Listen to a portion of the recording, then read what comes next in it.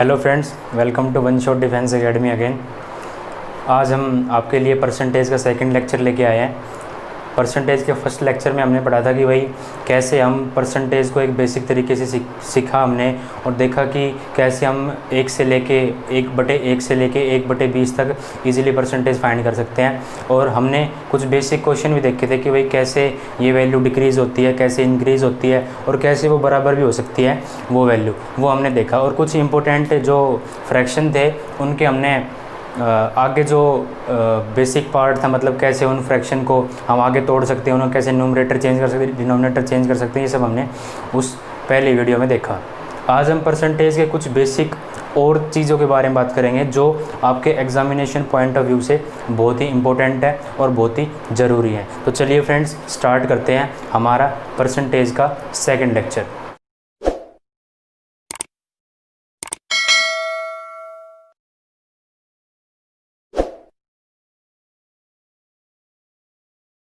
चलिए friends, start करते हैं परसेंटेज का पार्ट सेकंड। देखिए, हमने जो नॉर्मल क्वेश्चंस थे और जो नॉर्मल परसेंटेज की बात थी उन सबको हमने देखा था और बहुत ही आसानी तरीके से पढ़ा था और बहुत ही अच्छे से पढ़ा था कि भाई कैसे हम इजीली परसेंटेज को बेसिक तौर पर देख सकते हैं। आज कुछ इंपॉर्टेंट पार्ट्स के बारे में बात करूँ परसेंटेज के। जैसे एक बहुत ही इंपॉर्टेंट चीज़ परसेंटेज से निकल के ये आती है कि भाई A% of B is equal to B% of A। A% of B is equal to B% of A। ये बहुत ही इंपॉर्टेंट बात है भाई परसेंटेज के पॉइंट ऑफ व्यू से। कैसे, मतलब क्या हुआ इसका, ये समझाता हूँ। आप कैसे अप्लाई करेंगे। मान लिया आपसे क्वेश्चन पूछ लिया कि भाई 666% ऑफ 16 2/3 क्या होगा। आपसे क्वेश्चन ये पूछ लिया कि भाई 666% ऑफ 16 2/3 क्या होगा। तो भाई आपने ये देखा कि भाई अगर मेरे को 666% ऑफ 16 2/3 दे रखा है तो या तो मैं ये करूं कि भाई 6 6 6 और नीचे 100 करूं और 16 से 2/3 को ओपन करके और फिर सोल्व करूं। एक तरीका आपके पास क्या हो सकता है, ये बताता हूँ कि आप नॉर्मल कैसे सोल्व करेंगे।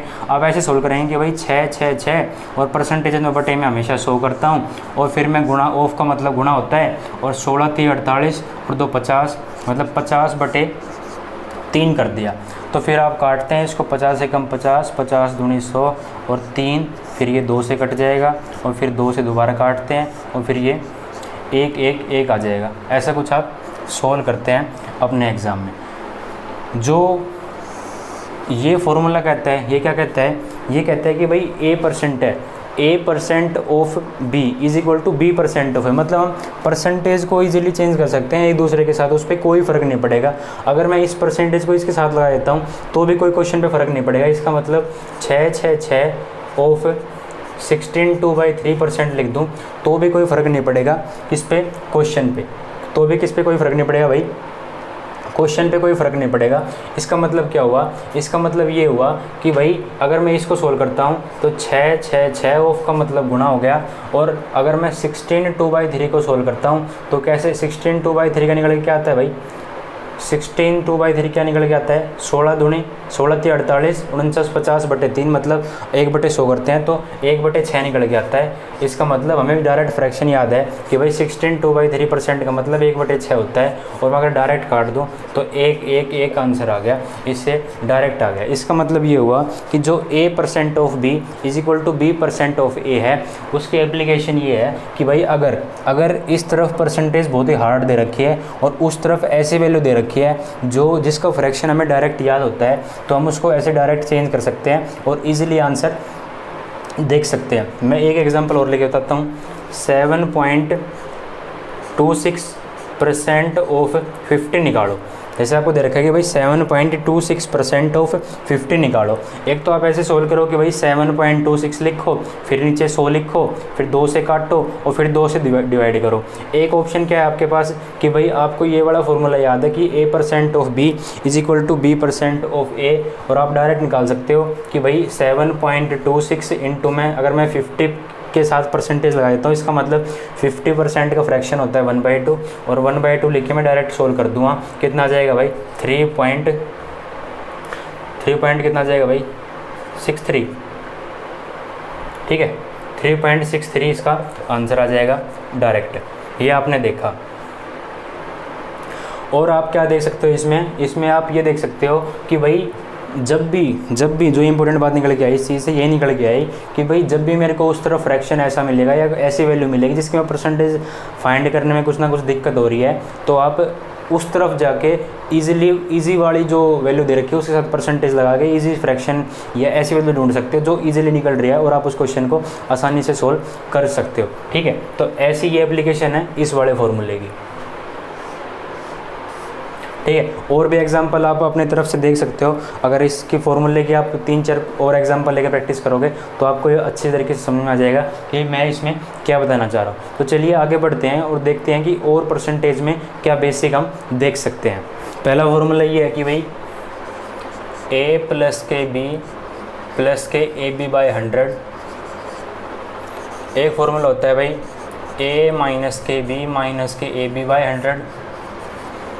एक होता है भाई -KA - KB + KB बाय 100। और एक फॉर्मूला होता है -KA + KB - KB बाय 100। ये 4 फार्मूले परसेंटेज में बहुत ही बेसिक फार्मूले हैं और ये उतने इम्पोर्टेंट भी हैं। अगर आपको दे रखा है कि भाई एक वैल्यू इंक्रीज़ हो गई और दूसरी वैल्यू भी इंक्रीज़ हो गई तो आपको ये बड़ा फार्मूला लगाना है, ठीक है। जब भी इंक्रीज़ होंगी तो हमेशा प्लस ही आएगा, डिक्रीज़ होंगी तो माइनस आएगा, ठीक है। जब आपसे कह रहा है कि ए की वैल्यू बढ़ गई, बी की वैल्यू घट गई तो ये बड़ा फार्मूला लगेगा। आपको कह रहा है कि ए की वैल्यू भी घट गई और बी की वैल्यू भी घट गई तो ये बड़ा फार्मूला लगेगा, ठीक है। मतलब यहाँ पे माइनस शो कर रहा है कि भाई उसकी वैल्यू डिक्रीज़ हो रही है, उसकी वैल्यू डिक्रीज़ हो रही है, माइनस का साइन यहाँ पे यही शो कर रहा है। अगले लास्ट जो फार्मूला है उसमें कह रहा है कि ए की वैल्यू घट गई और बी की बढ़ गई। कैसे समझाता हूँ, कैसे आप इसको अप्लाई करेंगे। भाई मान लिया कि आपको कह रहा है कि ए 20% बढ़ गया और बी भी 20% बढ़ गया, बी 30% बढ़ गया। तो कह रहा है कि बताओ परसेंटेज में ओवरऑल क्या फ़र्क आया, ठीक है। कह रहा है कि ए बढ़ गया 20%, बी बढ़ गया 30%। तो बताओ कि ओवरऑल क्या फ़र्क आया पूरे परसेंटेज में, ठीक है। तो भाई आपने ये फार्मूला लगाया कि ए हो गया 20% मतलब 20, बी हो गया 30% मतलब 30 और ए इंटू बी मतलब 20 गुणा 30/100, 2 0 से 2 0 कैंसिल होगी, 30 और 20 50 और 3 दूनी 6 मतलब ओवरऑल 56% की चेंजिंग आई उस परसेंटेज में, ठीक है। कोई वैल्यू मतलब पहले लिमिटेड थी, जितनी भी ए और बी कोई वैल्यू थी, फिर ए को हमने 20% बढ़ा दिया और बी को हमने 30% बढ़ा दिया। फिर कह रहा है कि ओवरऑल परसेंटेज में क्या चेंजिंग आई वो हमें बताना है। तो भाई हमने देखा कि अगर मैं ये फार्मूला अप्लाई करता हूँ a + KB + KB बाय 100 तो 20 + 30 + 20 गुणा 30/100, 2 0 से 2 0 कट गई, 30 और 20 50, 3 दूनी 6 56%। ऐसे क्वेश्चन सोल्व करने के और भी बहुत तरीके होते हैं, बेसिक भी होता है, रेशियो मेथड भी होता है, ठीक है। लेकिन मैं ये फार्मूला अप्लाई करना सिखा रहा हूँ कि भाई कई क्वेश्चंस में ऐसा होगा कि आप इन फार्मूला लगा के इजीली सोल्व करते हो क्वेश्चन को, ठीक है। तो ये फार्मूले कैसे अप्लाई करते हैं मैं पहले वो बता रहा हूँ, ठीक है। और उन पार्ट पे भी आऊँ कि भाई रेशियो से हम कैसे सोल्व कर सकते हैं और बेसिक से कैसे कर सकते हैं। अगर आपसे कह रहा है कि भाई ए बढ़ गया बी घट गया, मतलब ए मान ले मैंने बढ़ा दिया 20% और बी मैंने घटा दिया 30%, ठीक है। तो फिर इस फार्मूले से क्या रिजल्ट निकल के आएगा वो देखते हैं।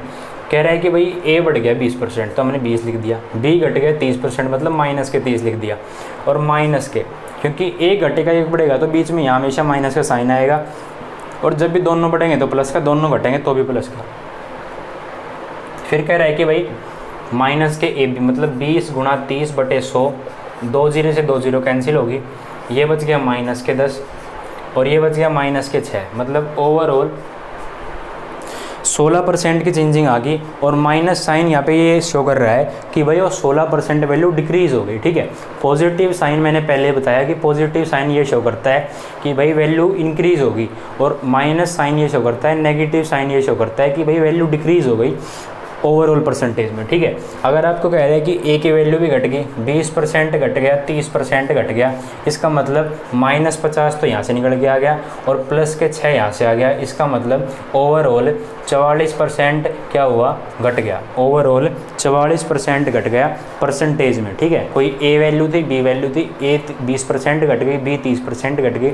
तो बताओ कि ओवरऑल परसेंटेज पे क्या फ़र्क पड़ा, घटेगी बढ़ेगी, इतनी घटेगी इतनी बढ़ेगी, वो बताना है। तो भाई हमने देखा कि भाई ये -50 आ गया और प्लस के 3 दूनी 6, 2 0 से 2 0 कैंसिल हो गई और प्लस 6 आ गया और माइनस के 44% बच गया और माइनस साइन ये शो करता है कि 44% डिक्रीज़ हो गई वैल्यू। अगर A% मतलब 20% घट गया और 30% बढ़ गया तो क्या आंसर आएगा। इसका मतलब माइनस के 20 प्लस के 30 और माइनस के 20 गुणा में 30 बटे में 100, 2 0 से 2 0 कैंसिल होगी, ये बच गया प्लस के 10 और ये बच गया माइनस के 6। इसका मतलब 4% इंक्रीज़ हो गई। अब की बार 4% इंक्रीज़ हो गई, क्यों? क्योंकि हमारा आंसर भाई पॉजिटिव में आया और पॉजिटिव साइन ये शो करता है कि वैल्यू इंक्रीज़ हो गई ना कि डिक्रीज़ हुई है। ये आपने देखा। तो ये 4 फॉर्मूले हैं जो परसेंटेज में बहुत ही इंपॉर्टेंट होते हैं। और जब भी ऐसे क्वेश्चन पूछेगा कि एक वैल्यू इंक्रीज़ होगी, एक डिक्रीज़ होगी या दोनों डिक्रीज़ हो गई, दोनों इंक्रीज़ हो गई, तो आपको हमेशा यही फॉर्मूले लगाने हैं और ये देखना है कि भाई कैसे हम इन फॉर्मूलों से इजीली सोल्व कर सकते हैं, इजीली बता सकते हैं कि क्वेश्चन को कि क्या आंसर आएगा। कई बार क्वेश्चन ये उठ जाता है कि भाई आपको 2% दिखा देता है और कहते हैं कि 4 ऑप्शन देगा और पूछेगा कि इनमें से कौन सा आंसर नहीं हो सकता। कई बार पूछ लेता है कि इनमें से कौन सा आंसर नहीं हो सकता।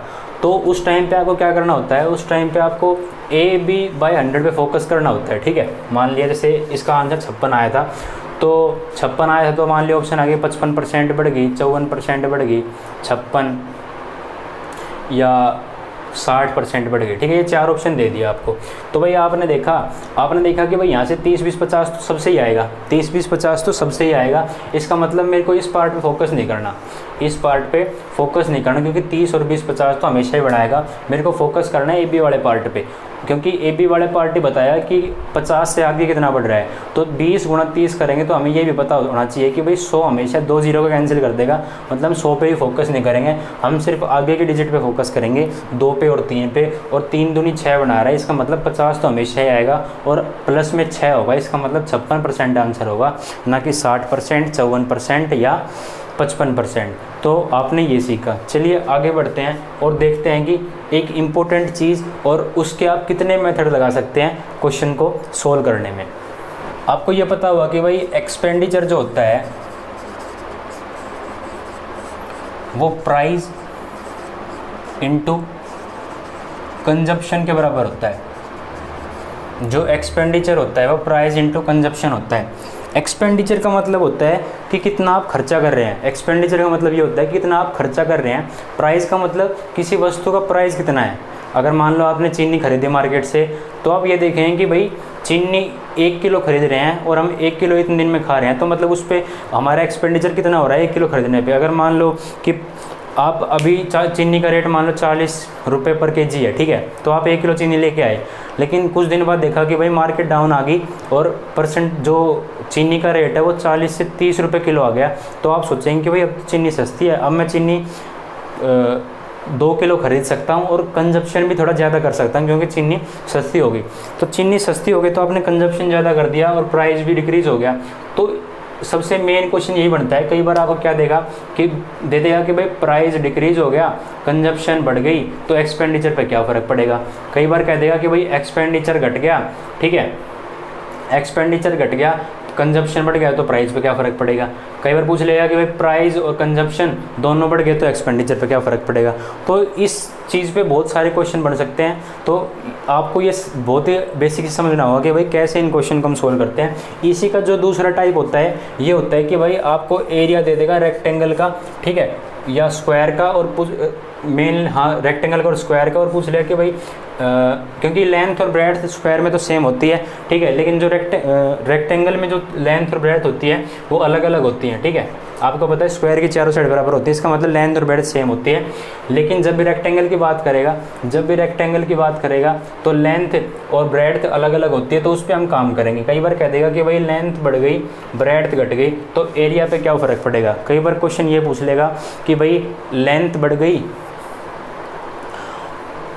गई और एरिया सेम रहा, लेंथ बढ़ गई, एरिया सेम रहा, तो हमें कितनी ब्रेड्थ को कम या ज़्यादा करना चाहिए। लेंथ बढ़ गई, एरिया उतना ही रहा, तो हमें ब्रेड्थ को कितना कम करना चाहिए कि एरिया पे कोई फ़र्क ना पड़े। कई बार ये क्वेश्चन उठ सकता है कि ब्रेड्थ बढ़ा दी गई रेक्टेंगल की, तो लेंथ को हमें कितना कम करना चाहिए कि ओवरऑल एरिया पे कुछ ना फ़र्क पड़े। कई बार ऐसे क्वेश्चन पूछ लेता है परसेंटेज में।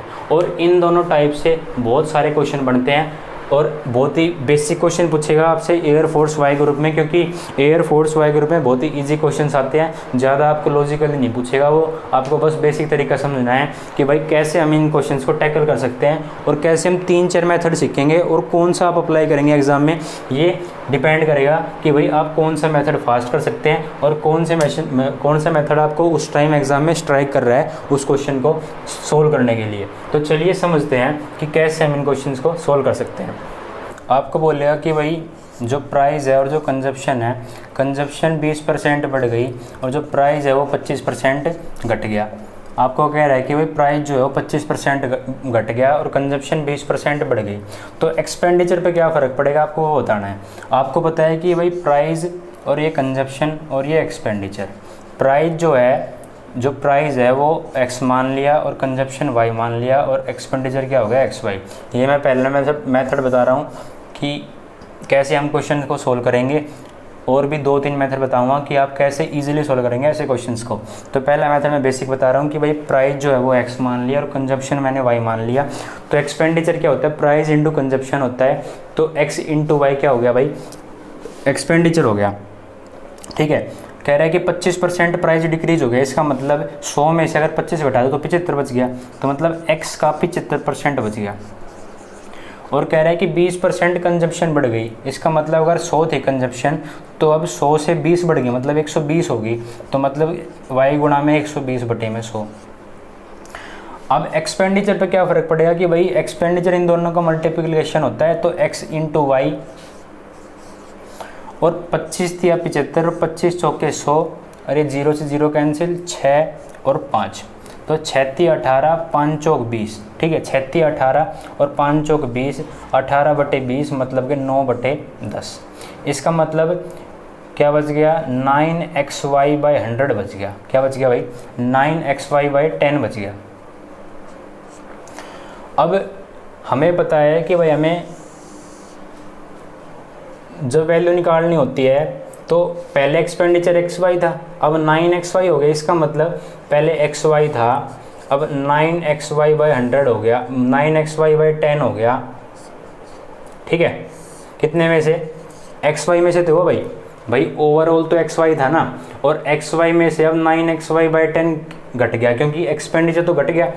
ओवरऑल जो एक्सपेंडिचर था, पहले जो एक्सपेंडिचर था वो xy था, उसमें से अगर 9xy/10 घटा देंगे, कितने में से, xy में से, और गुणा में अगर 100 कर देंगे, तो भाई हमारे पास क्या निकल के आ जाएगा, हमारे पास ओवरऑल एक्सपेंडिचर पे क्या फ़र्क पड़ेगा वो निकल के आ जाएगा। अगर मैं 10 को यहाँ भेज दूँ तो कितना बचेगा भाई, 10xy, इसमें से 9xy बचेंगे तो xy बच जाएगा, नीचे xy बच जाएगा, और गुणा में 100 नीचे था, और ये 10 एलसीएम लिया, 10 नीचे आ गया, xy से xy कैंसिल हो गया, 10 दाएं 100 आ गया। इसका मतलब 10% जो एक्सपेंडिचर है वो डिक्रीज़ हो जाएगा, क्योंकि जो कंजप्शन है वो कंजप्शन तो बढ़ रही है और प्राइस 25% घट रहा है। इसका मतलब ये हुआ कि भाई जब ये घट रहा है, ये बढ़ रहा है, तो एक्सपेंडिचर पे ओवरऑल क्या फ़र्क पड़ेगा, 10% एक्सपेंडिचर घट जाएगा।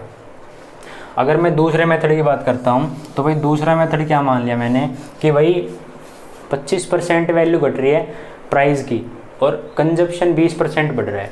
तो अगर मैं इसको रेशियो मेथड से सोल्व करना चाहूँ कि भाई 25% का मतलब 1/4 होता है और कंजम्पशन 20% है। कंजम्पशन कितनी है भाई, 20% है, मतलब 1/5 होता है। जो प्राइस है, जो कंजम्पशन है और जो एक्सपेंडिचर है, भाई प्राइस 4 से कितना हो गया भाई, 25% घट रहा है, मतलब 4 पहले प्राइस था, अब 1 घट गया तो 3 हो गया। भाई 4 पहले प्राइस था, अब एक घट गया, इसका मतलब 3 हो गया, क्योंकि 1/4 क्या होता है 25% होता है। तो 4 पहले चीज़ थी, अब 1 घट गई, इसका मतलब 4 से 3 हो गया। ऐसे ही कंजम्पशन के साथ हुआ भाई, कंजम्पशन पहले 5 था लेकिन बढ़ गया 20%, इसका मतलब 5 से वो वैल्यू 1 बढ़ के 6 हो गई। और एक्सपेंडिचर पे क्या फ़र्क पड़ा भाई, एक्सपेंडिचर जो है वो इन दोनों का मल्टीप्लिकेशन होता है, इसका मतलब 5 चौक 20 और 6 तिया 18, 2 वैल्यू घट गई एक्सपेंडिचर में, 2 वैल्यू घट गई क्योंकि पहले 20 थी अब 18 हो गई। 2 वैल्यू घट गई, कितने पे घट गई भाई, 2 वैल्यू घट गई कितने पे 20 पे, 2 वैल्यू घट गई 20 पे, गुणा में 100, 20 5 100 और 5 दूनी 10, 10% जो एक्सपेंडिचर था वो घट गया। आपने रेशियो मेथड से अब ये सीखा। तो भाई अगर थर्ड मेथड की बात करूँ मैं, अगर मैं थर्ड मेथड की बात करता हूँ, अगर मैं थर्ड मेथड की बात करूं तो भाई थर्ड मेथड को हम कैसे सोल्व करेंगे कि भाई मैंने मान लिया कि पहले ओवरऑल कितना था 100 चीज़ थी, ओवरऑल कोई चीज़ 100 थी, उस 100 पे क्या हुआ, उस 100 की चीज़ जो थी वो उसका प्राइस क्या हुआ कि भाई ये प्राइस था ना, प्राइस था 25% डिक्रीज़ हो गया, ठीक है। तो पहले 100 थी, उसका कंजप्शन पहले हम 100 खाते थे, अब हम कितना खा रहे हैं 20% और खा रहे हैं, मतलब कंजप्शन 20% बढ़ गई। तो 100 से वो चीज़ 120 हो गई, 100 से वो चीज़ 120 हो गई। और फिर कह रहा है कि प्राइस जो है वो 25% डिक्रीज़ हो गया, प्राइस जो है वो 25% डिक्रीज़ हो गया। इसका मतलब ये हुआ कि 25% का मतलब 1/4 होता है। तो हम जो अब खा रहे हैं भाई, पहले हम 100 खा रहे थे, अब 120 खा रहे हैं, तो प्राइस हम किस पे देख रहे हैं 120 पे तो देख रहे हैं ना, क्योंकि भाई जब हम चीनी का प्राइस कम हो रहा है, जब चीनी का प्राइस कम हो रहा है तभी तो हम ज़्यादा खा रहे हैं, चीनी का प्राइस जब कम हुआ तभी तो हमने ज़्यादा खाया। तो भाई हम ज़्यादा खा रहे हैं तो इस मौके पे ज़्यादा खा रहे हैं ना, अभी ज़्यादा खा रहे हैं, तो हम जो प्राइस देखेंगे डिक्रीज़ होने वाला वो इसी पे देखेंगे। इसका 25% डिक्रीज़ हो रहा है, मतलब 1/4 डिक्रीज़ हुआ। 120 का 1/4 कितना होता है 30 होता है, इसका मतलब 120 से वो वैल्यू कितनी हो गई अब 90 होगी। भाई 120 हम कंज्यूम कर रहे थे और जो प्राइस था वो 25% घट गया, मतलब अब हमें 90 देने पड़ रहे हैं। तो ओवरऑल कितना चेंज हो गया भाई, ओवरऑल कितना चेंजिंग हुई 10% की ओवरऑल चेंजिंग होगी। इस मेथड से हमने ये देखा। एक और मेथड क्या हो सकता है इस क्वेश्चन को सोल्व करने का, ये हो सकता है कि भाई जैसे मैंने स्टार्टिंग में वीडियो में बताया कि भाई एक्स वाई प्लस माइनस, या जब भी हम a प्लस बी माइनस के बी बाई 100 या हम a माइनस के बी माइनस के बी बाई 100 जो फॉर्मूला होता है उससे हम सोल्व कर सकते हैं कि भाई एक वैल्यू 25% घट रही है, एक 20% बढ़ रही है। प्राइस को हमने a मान लिया और कंजम्पशन को हमने b मान लिया, ठीक है। तो भाई ए घट गया 25%, मतलब माइनस के 25%, और बी बढ़ रहा है मतलब कंजप्शन बढ़ रही है 20%, तो प्लस के 20 आ गया। और फिर माइनस के भी बाई 100 होता है, इसका मतलब माइनस के 25 गुणा में 20/100 हो गया, और 25 चौके 100 और 4 पंजे 20, इसका मतलब माइनस के 30 हो गया। और माइनस के 30% प्लस के 20% कितना दे रहा है भाई, माइनस के 10% दे रहा है, माइनस के 10% दे रहा है। इसका मतलब ये हुआ कि जब भी नेगेटिव साइन शो करता है तो मैंने आपको बताया था कि भाई नेगेटिव साइन का मतलब ये होता है कि वो वैल्यू डिक्रीज हो रही है, इसका मतलब एक्सपेंडिचर 10% डिक्रीज हो रहा है। ये आपने इस क्वेश्चन से सीखा। तो भाई ये चीज़ आपको ये पता है कि एरिया में लेंथ और ब्रेड्थ की चेंजिंग करते हैं तब भी ऐसे क्वेश्चन बन सकते हैं। तो वैसे क्वेश्चन एरिया रिलेटेड कैसे बन सकते हैं वो आगे देखते हैं। अब देखिए जो भी ऐसे क्वेश्चंस होते हैं, expenditure equal to price into consumption या area is equal to length into breadth, तो ऐसे क्वेश्चंस में जो सबसे बेस्ट मेथड होता है सॉल्व करने का वो रेशियो मेथड ही होता है कि हम कैसे उस रेशियो मेथड से इजीली आंसर ला सकते हैं। तो चलिए सोल्व करते हैं कि और देखते हैं कि ऐसे क्वेश्चन कैसे बन सकते हैं। भाई area is equal to length into breadth होता है, ये हमने देखा रेक्टेंगल के केस में, ठीक है। अब आपसे क्वेश्चन कैसे पूछ लेगा भाई, एक पहला क्वेश्चन तो ये पूछेगा कि भाई मान लिया लेंथ 20% बढ़ गई और दूसरा मतलब लेंथ 20% बढ़ गई और ब्रेड्थ 25% घट गई। लेंथ 20% बढ़ गई और ब्रेड्थ 25% घट गई, तो एरिया पे बताओ क्या फ़र्क पड़ेगा। तो भाई आपको रेशियो मेथड आसानी से पता है कि भाई रेशियो मेथड क्या होता है कि 20% का मतलब 1/5 होता है और 25% का मतलब 1/4 होता है। इसका मतलब जो लेंथ है और जो ब्रेड्थ है और जो एरिया है, ठीक है। लेंथ पहले 5 थी, अब 20% बढ़ गई, मतलब 1 बढ़ गई 5 पे, तो मतलब 5 से 6 होगी। 5 से लेंथ 6 हो गई और ब्रेड था 25%, मतलब 25% का फ्रैक्शन होता है 1/4। तो 4 से एक घट गया, तो मतलब 4 से 3 हो गई, ब्रेड 4 से 3 हो गई। और 5 चौक 20 और 6 3 18, इसका मतलब 2 घट गई कितने पे भाई, 20 पे, और गुणा में 100, 20 5 100 और 5 दूनी 10%। इसका मतलब जब भी हम रेक्टेंगल के केस में 20% लेंथ बढ़ा देंगे और ब्रेड को 25% कम कर देंगे तो एरिया ओवरऑल 10% घट जाएगा, ये हमने देखा। ठीक है, एरिया 10% घट जाएगा, ये हम देखा। अब ये कहेंगे भाई आपको कैसे पता चला घट गया? अरे भाई यहाँ 20 था यहाँ 18, इसका मतलब घटित हो गया। भाई यहाँ 20 था यहाँ 18 था, यहाँ कम वैल्यू है, यहाँ ज़्यादा वैल्यू थी, इसका मतलब घटित हो गया। ठीक है, दूसरा क्वेश्चन क्या बन सकता है इसी में, मतलब एक तो ये कि आपको ब्रेड्थ बढ़ा देगा, लेंथ घटा देगा, ब्रेड्थ घटा देगा, ये एक टाइप हुआ।